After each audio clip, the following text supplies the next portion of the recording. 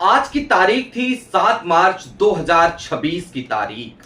और आज की तारीख में ज्ञानेश कुमार का एक अफसर वो कहीं पकड़ा ना जाए, इस डर से वो भाग खड़ा हुआ। उसे हाईकोर्ट ने बाकायदा तलब कर रखा था और मामला था राहुल गांधी के एक प्रत्याशी, उस प्रत्याशी का हारना, और वो हार वोट चोरी वाली हार थी।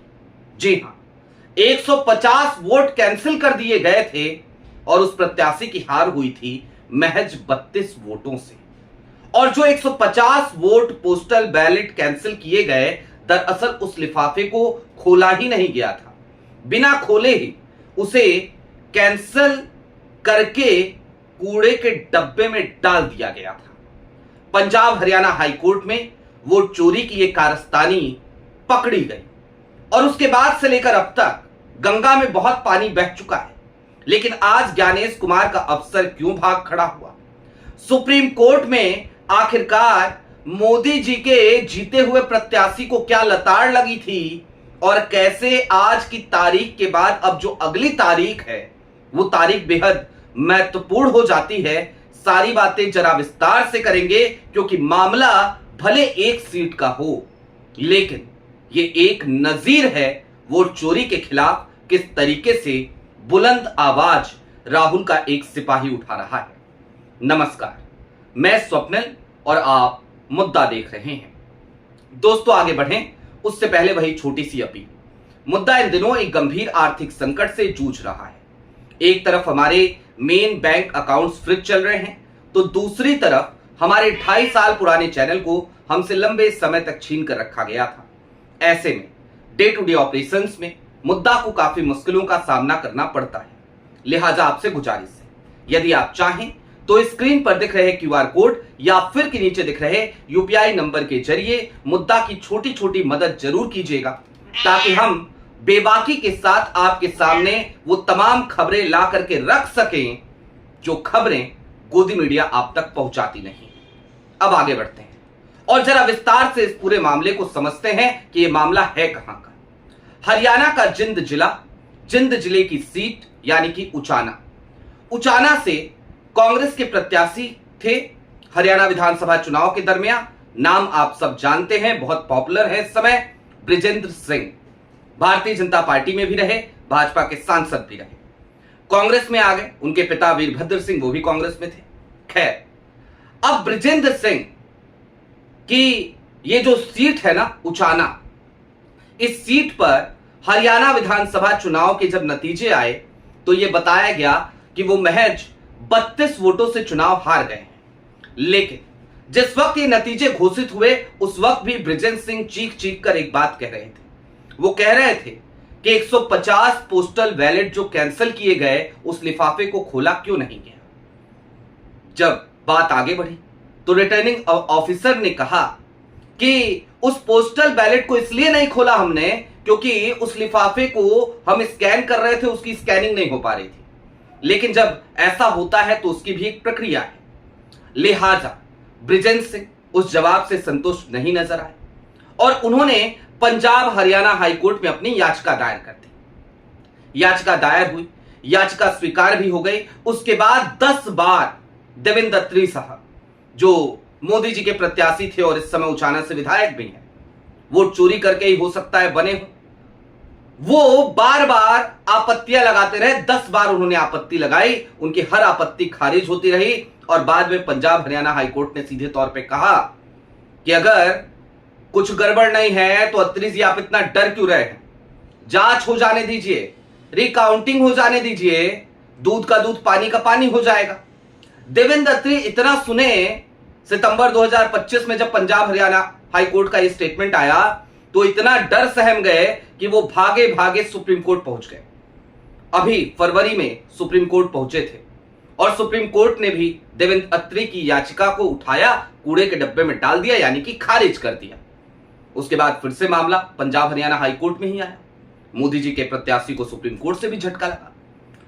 अब 11 फरवरी को जब पंजाब हरियाणा हाईकोर्ट ने सुनवाई करी तो उसने आज की तारीख दी थी, यानी कि 7 मार्च 2026 की तारीख। ये मैं आपको टाइमलाइन इसलिए बता रहा हूं ताकि आप पूरे मामले को इत्मीनान से समझ लें। कि गंगा में कितना पानी बहा है। आज की तारीख पर पंजाब हरियाणा हाईकोर्ट ने 11 फरवरी को यह कहा था कि जो अफसर हैं वहां के ज्ञानेश कुमार के, विवेक आर्य जिनका नाम बताया जा रहा है, उनको हाजिर होना है और उनको जरा बताना है कि पोस्टल बैलेट की गिनती उन्होंने क्यों नहीं कराई थी। वो जो 150 कैंसिल किए थे किस आधार पे किए थे। लेकिन आज जैसे ही सुनवाई शुरू हुई तो एक पिटीशन आती है और उस पिटीशन में कहा जाता है कि भाई कुछ निजी कार्यक्रम है, इस वजह से मैं आ नहीं पाऊंगा। विवेक आर्य साहब का यह बयान आया है। पंजाब हरियाणा हाईकोर्ट आज की तारीख में भी भड़कता हुआ नजर आया। उसने कहा कि बार बार जानबूझ करके इस मामले को डिले किया जा रहा है, लेकिन हाईकोर्ट इस मामले को और ज्यादा डिले नहीं करना चाहता और एक आखिरी तारीख आज पंजाब हरियाणा हाईकोर्ट ने दे दी और वो तारीख है 1 अप्रैल 2026 की तारीख, यानी कि लगभग 23 दिन बाद।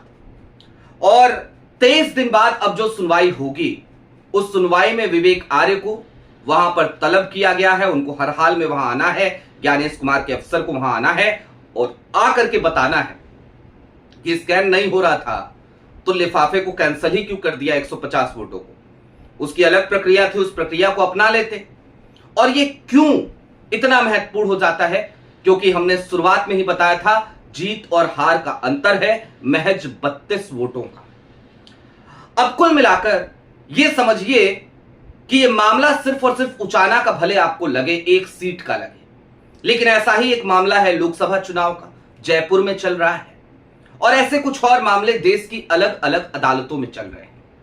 और ये जितने भी मामले चल रहे हैं ना, ये जानते हैं क्यों चल रहे हैं? क्योंकि जो प्रत्याशी थे विपक्ष के, वो लड़ाका टाइप के प्रत्याशी थे और इनमें से अधिकतर तो कांग्रेस के ही प्रत्याशी हैं, राहुल गांधी के ही प्रत्याशी हैं, राहुल गांधी की टीम के लोग हैं। बृजेंद्र सिंह तो आप सब जानते हैं, आजकल यात्रा निकाल रहे हैं और उस यात्रा से किस तरीके से गुटबाजी करते नजर आ रहे थे तमाम लोग, दूरी बना रहे थे तमाम लोग, वो भी आपके सामने है। लेकिन हां, बृजेंद्र सिंह उसके बाद भी अपने मिशन में लगे हुए हैं।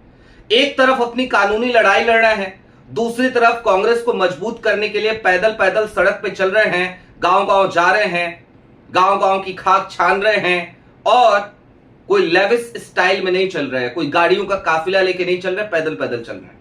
ये बड़ी बात है। खैर, अब चलते चलते ये समझिए कि 1 अप्रैल को क्या होगा। 1 अप्रैल को विवेक आर्य आएंगे, पंजाब हरियाणा हाईकोर्ट उनसे पूछेगा कि बताइए भाई ज्ञानेश जी के अधिकारी जी, आप आखिरकार आपने स्कैन नहीं हुआ तो फेंक दोगे वोट, ऐसे कैसे करोगे? उस वोट की कोई कीमत नहीं है। स्कैन नहीं हुआ तो इसका मतलब ये थोड़ी है कि कैंसिल हो गया, लिफाफा ही तो स्कैन नहीं हुआ था। उसकी एक और प्रक्रिया है, उसको दूसरे तरीके से वेरीफाई करते, फिजिकली वेरीफाई करते। तो तुमने फिजिकली वेरीफाई नहीं किया, तुमने उठा के कूड़े के डब्बे में डाल दिया और कह दिया वोट कैंसिल है।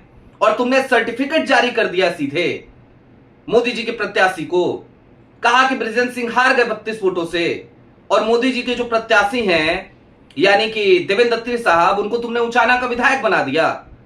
और उचाना का विधायक बनाया तो चलो कोई बात नहीं, अब वो लिफाफा लेकर के आओ वापस, और वापस लेकर के आओ और रिकाउंटिंग करो, फिर से गिनती करो, दोबारा गिनती करो। और जब दोबारा गिनती होगी तो फिर शायद आप भी समझ सकते हैं और मैं भी समझ सकता हूं कि परिणाम क्या होगा। और इसलिए समझ सकते हैं क्योंकि अगर इसकी आशंका नहीं होती, अगर ये वोट चोरी नहीं होती, तो देवेंद्र अत्री ना तो पंजाब हरियाणा हाईकोर्ट में 10 बार आपत्तियां लगाते, और ना ही जब फाइनली पंजाब हरियाणा हाईकोर्ट ने यह कह दिया, सवाल उठा दिया कि डर क्यों ना है विधायक जी, दूध का दूध पानी का पानी कर लेने दीजिए, तो वो सुप्रीम कोर्ट भी नहीं आते। अब अगर वो बार बार वहां आपत्तियां लगा रहे थे और उसके बाद सुप्रीम कोर्ट में जाकर के याचिका दायर कर रहे थे कि जनाब एक काम कीजिए, मेरी जान के पीछे पड़ गए हैं, मेरी सीट के पीछे पड़ गए हैं बृजेंद्र सिंह, इस याचिका को खारिज कर दीजिए, तो इसका मतलब है कि चोर की दाढ़ी में तिनका। अब चोर की दाढ़ी में अगर तिनका है तो वो जाहिर सी बात है भाई। अब चलते चलते एक और बात समझिए, ये तो मामला सिर्फ उचाना का, मैंने एक और सीट का जिक्र किया था, जयपुर शहरी सीट से भी मामला यही चल रहा है और वहां पे भी मामला हाई कोर्ट में है इस समय। और वहां पे भी इसी तरीके की वोट चोरी हुई थी लोकसभा में। लेकिन धन्य हो प्रभु, धन्य हो। बिहार में चुनाव हुए, हालांकि कई लोगों ने कह दिया कि ज्ञानेशादेश है। अभी और भी जगहों पे चुनाव होने हैं, ना जाने कहां कहां से ज्ञानेशादेश निकलेगा। लेकिन अगर इस ज्ञानेशादेश को रोकना है, अगर वाकई में लोकतंत्र को बचाना है, तो फिर विपक्ष के हर प्रत्याशी को बृजेंद्र सिंह जैसा सजग होना पड़ेगा। हर नेता को विपक्ष के राहुल गांधी की तरह वोट चोरी को लेकर जागरूकता फैलानी पड़ेगी, वोट चोरी के खिलाफ लड़ना पड़ेगा। महज ये कहने से काम नहीं चलेगा कि बिहार के लोगों ने वोट चोरी के मुद्दे को नकार दिया, ना, ये कहने से काम नहीं चलेगा। आपको समझना पड़ेगा कि ये वो मुद्दा है कि इस मुद्दे से लड़े बिना, इस समस्या का समाधान निकाले बिना आप चाहे जितनी भी मेहनत कर लें, आप सत्ता में, सरकार में नहीं आ सकते, आप अपनी सरकार नहीं बना सकते। और ऐसा इसलिए है क्योंकि यह बात तो तय मानी है कि जनता चाहे जिसे भी वोट दे, अगर परिणाम ज्ञानेश जी तय करेंगे तो फिर भला कैसे काम चलेगा। अगर परिणाम वही तय करेंगे जो सत्ता में बैठे हैं तो फिर भला कैसे काम चलेगा। और शाह साहब के लाडले हैं ज्ञानेश कुमार, तो ज्ञानेश कुमार के रहते तो आपको इस समस्या का समाधान अगर निकालना है तो आपको राहुल की तरह, या राहुल के इन तमाम सिपाहियों, इन तमाम सेनापतियों की तरह जूझना पड़ेगा, लड़ना पड़ेगा। अगर नहीं लड़ेंगे तो फिर जिस तरीके से राहुल कह रहे हैं ना, मोदी जी सरेंडर कर गए, मोदी जी कॉम्प्रोमाइज कर गए, तो फिर बाकी विपक्ष के नेता भी समझ लें कि वो भी कॉम्प्रोमाइज हो गए, वो भी सरेंडर हो गए। लड़ना पड़ेगा, जूझना पड़ेगा। और ये जूझना आपका इसलिए जरूरी है ताकि आप लोकतंत्र को बचाएं, ताकि आप अपने मतदाताओं के विश्वास को ना टूटने दें और उनके मताधिकार का आप संरक्षण कर सकें। बहरहाल 1 अप्रैल को जो कुछ भी होगा आपको जरूर बताएंगे।